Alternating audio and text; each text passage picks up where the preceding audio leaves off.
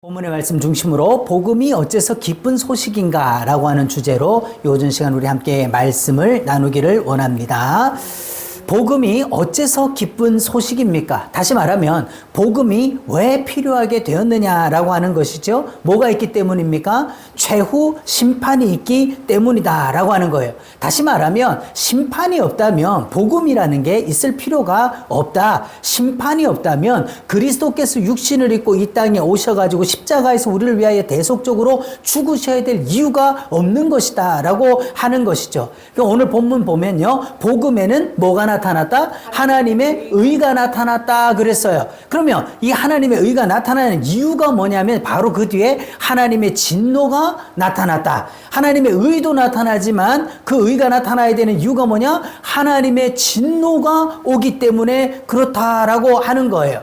그래서 죄에는요, 사도 바울은 바로 하나님의 의로 가는 것이 아니라 왜 우리가 하나님의 의를 받아야 되느냐라는 것을 설명하기 위해서 죄론을 먼저 거론을 하고 있어요. 첫 번째는 이방인의 죄, 하나님을 알지 못하는 이방인들의 죄가 있다. 그런데 그리고 불의한 죄가 있고 판단하는 죄가 있고 유대인의 죄가 있다. 그러면 우리는 나으냐라고 이제 사도 바울이 질문하는 거죠. 이건 당시에 있는 유대인들에게만 묻는 것이 아니라 오늘을 살고 있는 우리에게도 똑같은 질문이라는 겁니다. 우리는 그럼 이들보다 나으냐? 그래서 우리는 구원받을 수 있다는 것이냐라고 하는 것을 말하는 것이죠. 결론적으로요, 인간의 행위로는 하나님 앞에서 의롭다 하심을 얻을 자가 있다 없다?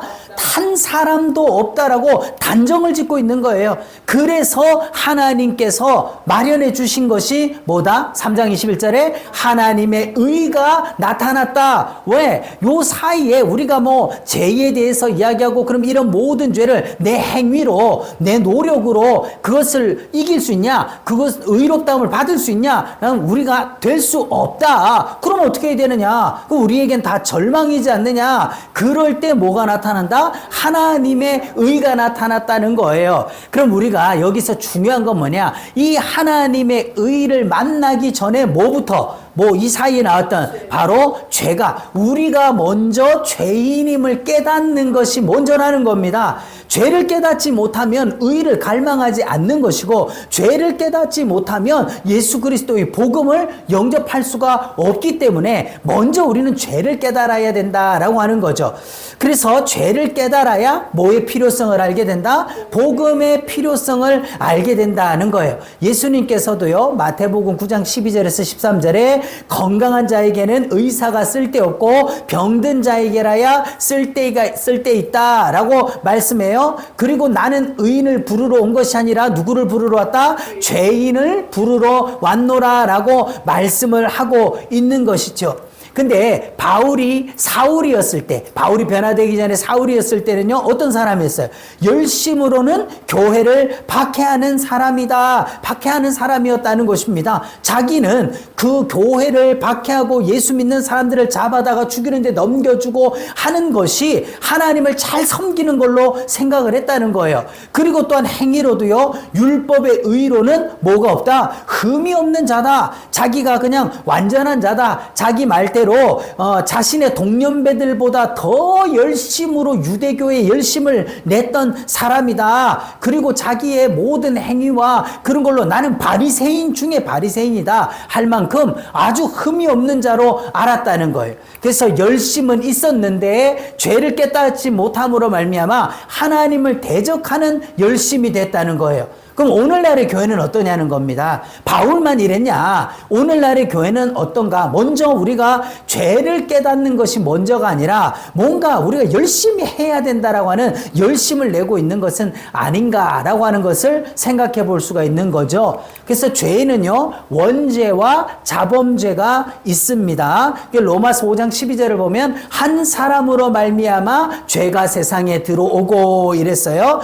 한 사람이 죄를 지었는데 때문에 모든 사람이 죄를 지었으므로 하는 이 말씀으로 발전을 하는 거죠. 그래서 한 사람이 지은 죄가 모든 사람의 죄로서 이게 바로 원죄가 되는 거죠. 그리고 모든 사람이 추방당한 원죄 하에서 태어났다는 거예요. 아담의 범죄가 아담 한 개인의 범죄가 아니라 온 인류의 범죄로서의 대표성으로서 모든 사람이 그와 같은 범죄 속에서 태어나서 에덴에서부터 쫓겨난 하나님의 존전에서부터 추방당한 인생으로 태어났다는 거예요. 이 점을 가장 잘 깨달은 게 다윗이죠. 다윗이 시편 51편 5절에서 내가 죄악 중에 출생하였으며 어머니가 죄 중에서 나를 잉태하였나이다 라고 선포를 합니다. 자, 고백을 합니다. 내가 죄악 중에 태어났다. 이 말이 뭡니까? 예, 다윗의 일생에 있어서 가장 흠결이라고 한다면 밧세바와의 간음 사건이죠. 다윗은요, 내가 잘 하다가 어쩌다 한번 밧세바 보고 간음 품어가지고 자빠진 그 한 번의 실수다 이렇게 얘기하는 게 아니에요.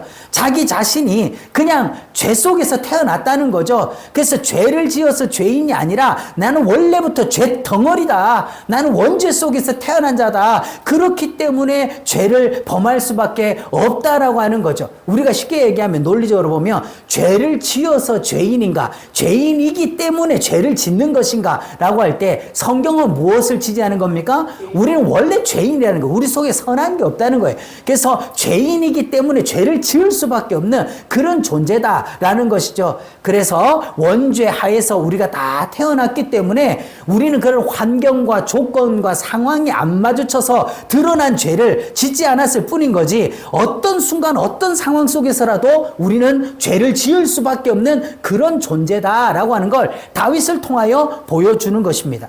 그러면 사도 바울은 자기 자신이 죄인임을 어떻게 깨닫게 되었는가? 이 점이 왜 중요합니까? 사도 바울이 죄인을 깨달은 그 과정이 곧 우리가 어떻게 죄인인가라고 하는 것을 깨닫는 과정이라는 거죠. 그래서 로마서 7장 8절에서 9절을 보면 전에 율법을 깨닫지 못했을 때에는 내가 살았더니 이럽니다. 아니, 사도 바울이 율법을 모르는 무식한 사람입니까? 아니죠. 당대 최고의 학자였던 가말리엘 문화에서도 수석 제자였고, 그는 자기가 의로움으로 행해보려고 율법을 지켜보려고 몸부림을 쳐서 나는 율법의 의로는 부족함이 없다, 내가 범죄한 것이 없다라고 할 만큼 율법을 통달한 사람이에요.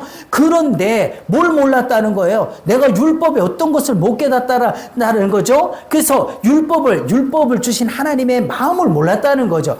그런데 계명이 이르렀어요. 계명을 이루어서 보니까 뭐는 죽고 죄는 살아나고 나는 죽었다 하는 거예요. 율법을 주신 하나님의 그 마음, 하나님의 그 목적을 깨닫게 되니까 내 속에 죽은 것 같이 되어 있던, 한마디로 죄가 살아났다는 것은 율법이 계명이 오기 전에는 죄가 이렇게 죽은 듯이 숨어 있었다는 거죠. 그런데 율법이 그것을 다 찾아내니까 죄는 살아났어. 그러면 죄가 드러나니까 죄값은 뭐예요? 사망이니까 나는 죽게 됐다는 거예요. 오늘날에도 이와 같이 우리에게 율법으로 우리의 죄가 조명이 되어져서 죄는 살아나고 나는 죽는 이 경험이 있어야 되는 거죠. 그럼 어떤 계명이 이르렀냐? 출애굽기 20장에 10계명이 주어지죠. 그때 탐내지 말라, 탐내지 말라. 이게 10계명의 몇 번째 계명입니까? 마지막 10번째 계명이에요. 이 10번째 계명이 이르렀을 때 로마서 7장 7절에 탐내지 말라 하신 계명이 이름에 탐심을 알게 되었다. 탐내지 마라, 탐내지 마라. 어떻게 보면 하나님 경외해라, 11조 드려라, 주일 성수해라, 이런 거 다 지킨 것 같았다는 거예요. 그런데 마지막 10번째 탐심, 이거 별거 아니라고 생각하는 이거. 그런데 이 계명이 딱 이르러 보니까 어떻게 해요? 탐내지 말라, 탐심, 즉 죄라는 것이 뭐의 문제다? 마음의 문제구나. 행위의 문제가 아니라 행위 이전에 마음의 문제다라고 하는 것을 깨닫게 됐다는 거예요. 이거 어쩔 수 없더라는 거예요. 그래서 주님께서도요, 죄가 뭐의 문제다? 마음의 문제다라고 하는 것을 지적을 해주셨어요. 마태복음 5장 27절에 또 간음하지 말라 하였다는 것을 너희가 들었으나 간음하지 말라는 계명을 배웠다는 거예요. 알고 있다는 거예요. 그런데 너희가 잘못 배웠다. 수박 겉핥기식으로 너희가 이것을 알고 있다라는 거예요. 그러면 28절에 나는 너에게 이르노니 음욕을 품고 여자를 보는 자마다 마음에 이미 간음했다. 한마디로 너희가 진짜 남자 여자가 어떤 이런 간음의 행위를 해야만 간음을 한 게 아니라 여자를 보고 음욕을 품었다. 마음의 문제죠. 음욕만 품어도 벌써 간음해버렸다라고 지적을 해요. 마음의 문제다. 또 5장 21절에는요. 살인하면 심판을 받게 된다 하였다는 것을 너희가 들었다. 살인하면 심판받는다라고 너희 배웠다는 거예요. 그런데 이 의미를 너희가 잘못 배웠다. 22절에 나는 너에게 이르노니 형제에게 노하는 자마다 심판을 받게 되고, 한마디로 내 마음속에 분노만 일어나도, 내 마음속에 시기 질투만 일어나도, 이 악한 감정이 일어나도 그것도 뭐다? 심판받을 일이다. 그래서 죄가 마음의 문제임을 지적을 하시죠. 그러면 과연 누가 여기에서 자유로울 수 있냐 이 말이에요. 누가? 이건 안 할 수 있어. 행위로 내가 안 할 수는 있어요. 마음에 막 형제를 죽여버리고 싶은 그런 살인의 마음이 일어나도 내가 칼을 들고 와서 그 사람 안 죽였으면 죄가 아니다. 그게 율법이라고 생각하는 거죠. 내가 여자를 보고 속으로 아무리 음욕을 품어도 내가 간음이라고 행하지 않으면 내가 죄 안 지었다라고 말할 수 있다라고 생각했는데, 마음속에 이렇게 일어나는 거는 어떻게 할 거냐는 거예요. 이거는 누구도 벗어날 수가 없다. 이 점에서 강조합니다. 사탄은 틈을 타려고 기회를 엿보는 자라는 거예요. 그래서 성경에는요, 사탄에게, 마귀에게 뭐를 주지 마라? 틈을 주지 마라. 이렇게 이제 우리에게 교훈을 하시죠. 로마서 7장 8절에 죄가 기회를 타서 계명으로 말미암아 내 속에서 온갖 탐심을 이루었다. 지금 사도 바울은 이 탐심 그 계명이 이르니까 뭐는 살아나요? 죄는 살아나고 나는 죽게 되었다. 그런데 이게 어떻게 우리 가운데 이 죄가 들어오게 됐느냐라고 할 때, 죄가 기회를 탔대요. 사탄이 기회를 엿보고 있었다는 거죠. 그리고 계명이 주어져요. 에덴 동산에서 하나님께서 뭐 합니까? 선악을 알게 하는 나무의 실과는 먹지 마라. 이거 먹으면 반드시 죽는다. 그러니까 사탄이 옳거니 이걸 가지고 내가 요놈들을 넘어뜨리면 되겠다라고 하는 거죠. 그러니까 그 기회를 틈타 가지고 사탄이 얘기하는 거예요. 동산 모든 나무의 열매를 먹지 말라 하더냐라고 기회를 타서 아담과 하와를 넘어지게 하는 것입니다. 그래서 고린도전서 15장 56절에 또한 율법을 주시자 그것으로 정죄하죠. 하나님께서 율법을 이제 출애굽한 이스라엘 백성들에게 율법을 세워주시니까 또 그 율법을 가지고 우리를 올무를 걸고 정죄를 하고 넘어지게 만드는, 그게 어떤 존재다? 사탄의 존재다라고 하는 것입니다. 그래서 하나님은요, 사탄이 이처럼 악용할 것을 모르시고 이걸 했겠냐? 선악과라고 하는 것도 사탄이 이걸 통해 가지고 아담과 하와를 미혹해서 넘어뜨리려고 하는 걸 모르셨겠는가? 율법을 줬을 때 이스라엘 백성들이 이걸 다 지켜서 그들이 의로운 자가 될 거라고 생각해서 이것을 주셨겠는가? 사탄이 이걸 가지고 사람들을 올가매고 죽음으로 끌고 갈 걸 모르셨다는 말인가? 그래서 로마서에서요, 그런즉 선한 것이 내게 사망이 되었느냐? 율법은 선한 것입니까? 악한 것입니까? 선한 거예요. 하나님께서 우리에게 주신 것이 다 선한 거예요. 그런데 그것이 내게 나를 죽이는 것이 될 수 있겠느냐? 오직 율법을 주신 이유는 오직 죄가 죄로 드러나게 하기 위한 것이다. 쉽게 얘기하면 뭡니까? 율법이 오기 전에는 뭐가 없는 거예요? 법이 없으면 죄도 없는 거예요. 그러니까 율법의 가장 첫 번째 목적은 뭐냐? 죄를 드러내는 겁니다. 우리 속에 감춰져 있던 탐심, 그걸 드러내는 거예요. 조금 더 우리가 거슬러서 본다면 그 선악과 사건이라는 것도 아담과 하와가 벌거벗었던 것, 그리고 원래 아담과 하와가 의인이 아니라 원래부터 그 속에 뭐가 있다? 탐심을 사탄이 자극을 한 거죠. 그 따먹도록 만드는 거예요. 그걸 통해서 하나님께서는 뭐를 드러나게 하냐? 죄로 심히 죄되게 해가지고 뭘 드러나게 하는 겁니까? 사탄의 행위와 또 인간이 하나님의 의가 없이는 살 수 없는 존재라는 거, 아담일지라도 하나님의 의를 덧입지 않고는 살 수 없는 존재라는 거, 벌거벗은 존재라는 거, 우리의 본질이 죄인이라는 거, 그걸 드러내게 하려고 하는 거죠. 그럼 구약 성경의 분량이 왜 많은가? 첫째는 뭐를 깨닫고? 죄를 깨닫게 하려니까 여러 부분 여러 모양으로 죄를 깨닫게 하는 거예요. 그리고 그 죄를 깨달은 사람이 누구를 만나요? 그리스도를 만나게 하기 위한 초등교사이기 때문에 분량이 많다는 거예요.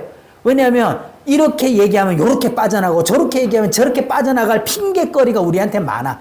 그러니까 하나님은 빠져나갈 수 없도록 그 모든 상황 여러 부분 여러 모양으로 우리가 하나님의 의가 없이는 살 수 없는 존재라고 하는 것을 보여주시기 위해서 구약 성경이 그래서 분량이 많다는 거죠. 그래서 자기가 죄인인 걸 깨닫게 된 사도 바울은요, 생각과 마음으로 죄를 범하지 않으려고 처절하게 싸움을 하는 거예요. 사실은 우리가 신앙생활의 절정 그리고 하나님의 구속의 은혜의 절정에 간다는 건 뭐냐면 이 죄와 처절하게 싸워본 사람이 누릴 수 있는 기쁨과 감격과 은혜라는 거죠. 그래서 사도 바울은 7장 15절에 이런 싸움에서 이기는 것이 가능했습니까? 자기가 열심히 싸워서 신앙에 열심을 내고 그냥 열심히 기도하고 그러니까 의로워질 수 있었다는 얘기입니까? 안 된다는 거죠. 내가 원하는 것은 행하지 아니하고 도리어 미워하는 것을 행한다. 몸부림치면 칠수록 늪에 빠진 사람이 점점 더 수렁에 빠져들어가는 것 같이 그렇게 되더라는 거예요. 그럼 나는 과연 오늘 우리가 이 말씀을 듣고 우리가 신앙생활하고 있는 오늘날의 그리스도인들은 이런 몸부림을 치고 이 끝에서 정말 구원해 주실 주님을 만났는가? 내 손을 잡고 그 늪에서부터 이 사망의 몸에서 끌어올려 주시는 그 주님을 만났는가? 우리 한번 생각해 봐야 되는 거죠. 그래서 15장과 23장에요. 나는 그렇게 말합니다. 자유가 없다. 한마디로 내가 원하는 것은 하지 않고 원치 않는 그것을 하게 되는 나를 보니까 나는 죄인이구나. 나는 자유가 없구나. 나는 노예구나. 죄 아래서 팔린 노예다. 그렇죠? 노예가 어떤 존재입니까? 자기가 원하는 걸 하는 게 아니에요. 시키는 대로 할 수밖에 없는 거예요. 죽으라면 죽어야 되는 게 노예입니다. 그런데 누가 이 죄 아래 팔렸을 때는 누가 나를 부리는 주인이냐는 거죠. 나는 누구에 매여 있는 노예라는 겁니까? 죄, 사탄에게 매여 있는 사탄에 팔린 종이었다는 거예요. 그리고 나를 사로잡는 것을 보는도다. 한마디로 말해서 이 죄가 나를 계속 생포한다는 거예요. 안 해보려고 해도 나는 계속 사로잡힌다는 거예요. 나는 계속 그 속에 빠져들어가고 있다는 것이죠. 그래서 뭘 찾게 되는 겁니까? 오호라 나는 곤고한 사람이로다. 이 사망의 몸에서 누가 나를 건져줄까? 라는 이 탄식이 비로소 나오는 거예요.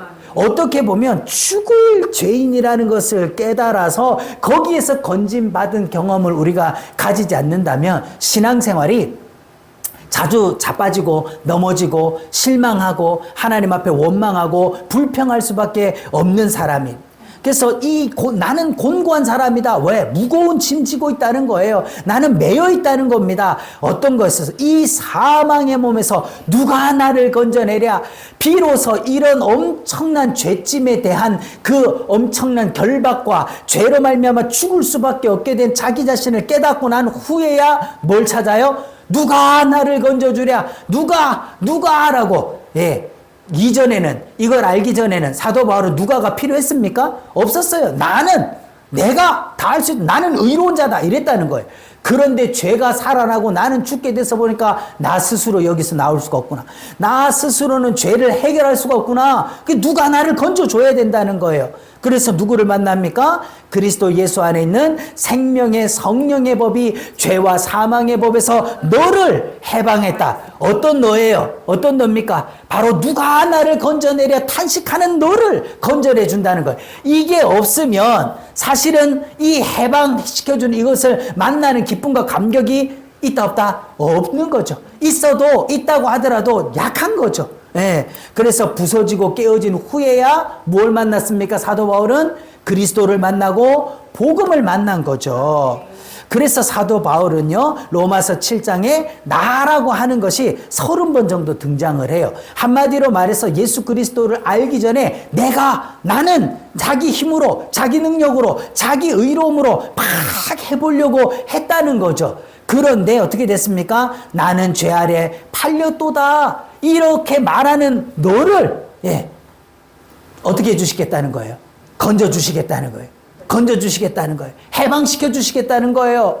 그죠? 이런 탄식을 하고 있는 너를 건져주시겠다. 그리고 나를 사로잡는 것을 보는도다. 뭐가? 죄가, 이 사망이 나를 사로잡아 오는 것을 보는도다라고 탄식하고 있는 너를 건져주겠다. 구원해 주시겠다. 오호라 나는 하고 탄식하던 바로 너를 해방하여 주셨다. 바로 그것이, 이 해방, 이 구원을 받은 게 누구라는 겁니까? 우리라는 거예요, 우리. 그래서 로마서 8장 3절에 율법이 어떻게 그럼 하나님께서 해방해 주시냐? 율법이 할 수 없는 그것을 누가 하셨다? 하나님은 하시나니. 율법은요, 정죄하는 법이에요. 죄를 깨닫게 하는 법이에요. 근데 율법이 할 수 없는 게 뭐예요? 의롭다함을 줄 수가 없다는 거예요. 율법의 행위로는 의롭다함을 줄 수가 없다는 것이죠. 그러면 하나님께서는 어떻게 행해 주셨냐? 자기 아들을 육신으로 보내어 육신의 죄를 정하사, 한마디로 말해서 우리를 심판해야 될 우리의 모든 죄를 누구에게? 자기 아들 예수 그리스도에게로 다 전가시켜서 예수님을 십자가에 달리게 하심으로써 우리를 구원해 주셨다. 해방해 주셨다는 것이죠. 시편 107편 16절에 그가 논문을 깨뜨리시며 쇠빗장을 꺾으셨음이로다 라고 찬양하는 것 같이 죄와 사망에서부터 우리를 해방시켜 주셨다는 거예요. 그래서 주님께서는요, 진리를 알지니 진리가 너희를 어떻게 한다? 자유롭게 하리라 라고 말씀을 합니다.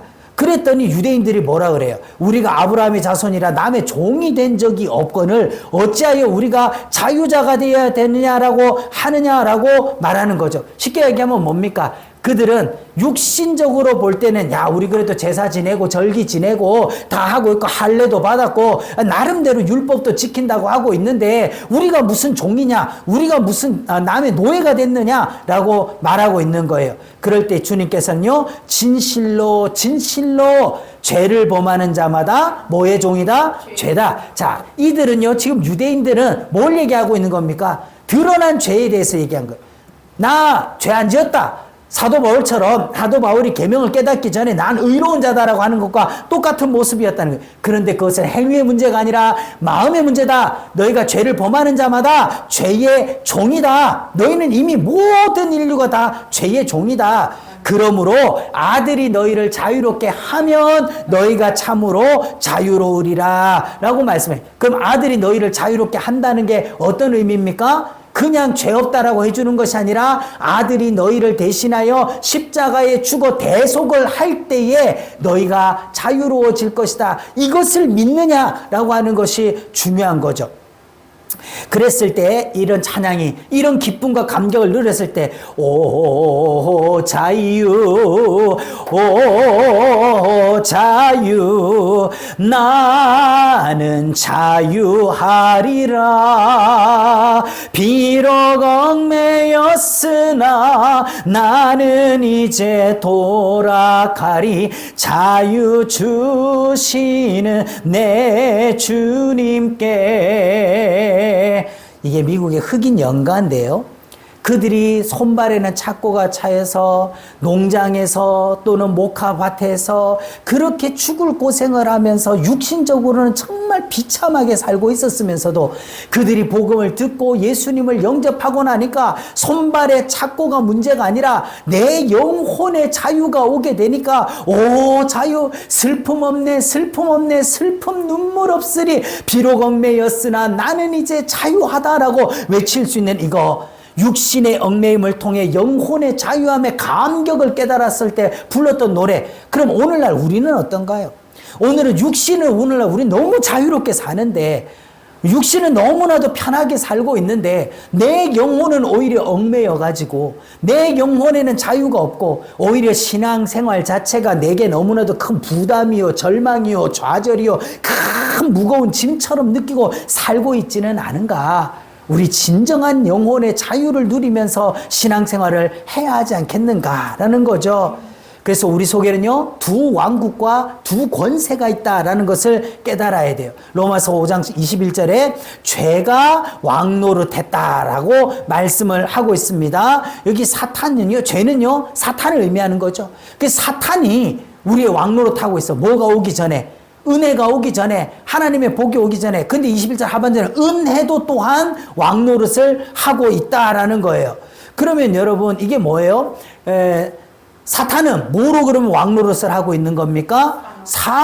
사망의 세력, 그리고 그 사망으로 왕노릇하는 거죠. 그래서 죽기를 무서워하여 일생에 매여 종로로 타게 해서 우리를 쫙 쥐어잡고 죽인다 이러면서 목살을 잡고 끌고 와서, 그럼 기어이 죽인다 그래서 그 사탄의 종로를 열심히 하면 살려주냐 이 말이에요. 마지막에 내 영혼까지도 지옥에다 던져버리는 놈이 이 잔인한 사탄이라는 놈인 거죠.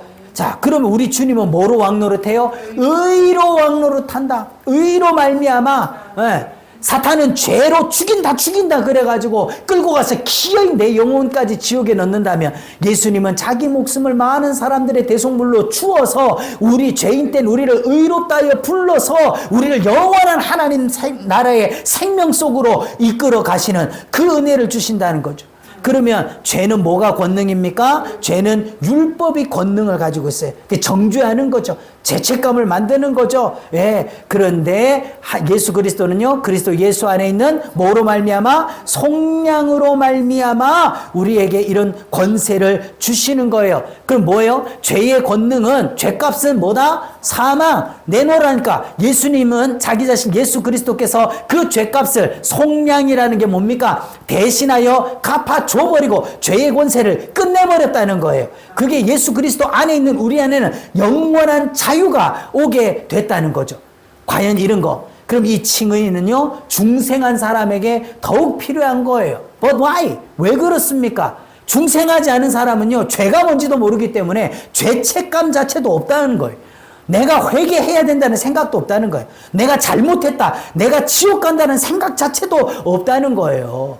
그래서 사실은 이 칭의라는 것은 내가 죄인인 것을 깨닫고 하나님 앞에 서본 사람에게 더 중요한 거죠. 로마서 7장 24절에 오호라 하던 자가 이제 뭐가 됐어요? 하나님께 감사하리로다.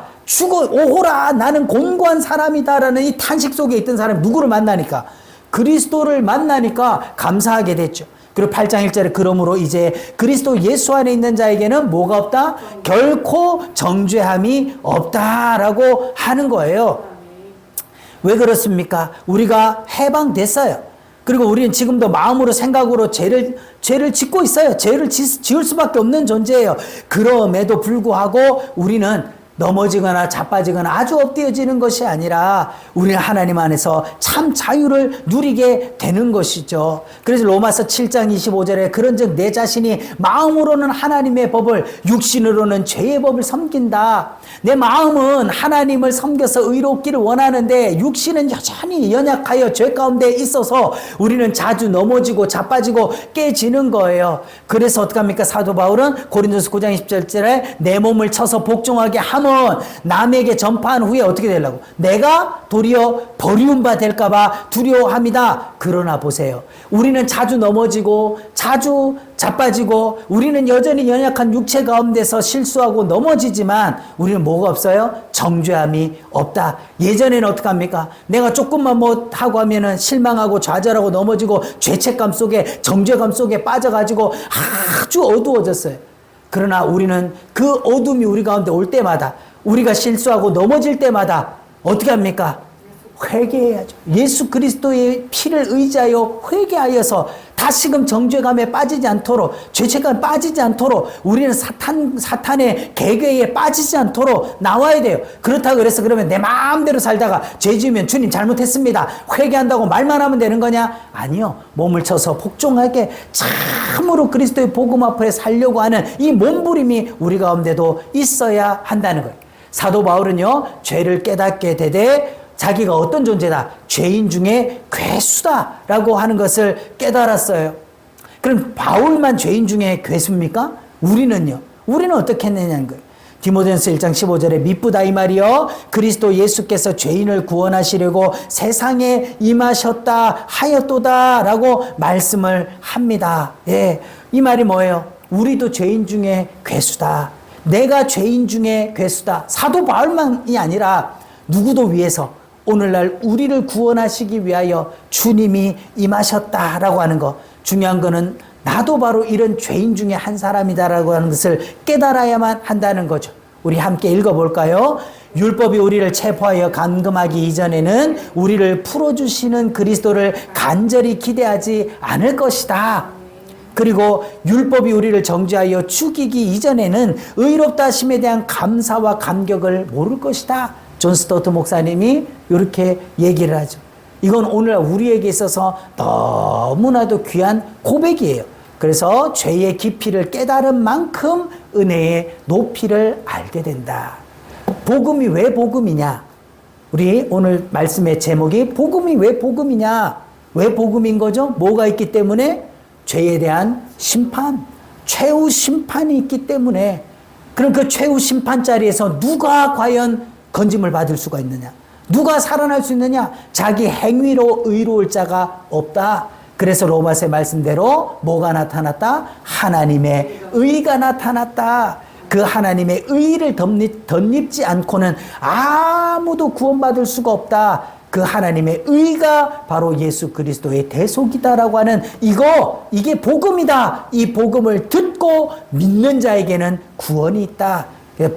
복음되는 것은 심판을 면할 길이 있다. 우리가 그 심판에 왜 받게 됐냐? 우리 모두가 죄인이기 때문이다 라고 하는 것. 그 죄를 깨달아서 예수 그리스도의 대속을 만나는 자가 우리가 살 수 있다라고 하는 것. 이것을 우리가 마음속에 깊이 새기며 날마다 주님과 동행하고 승리하는 저와 여러분 되기를 예수님의 이름으로 축복합니다. 기도하겠습니다.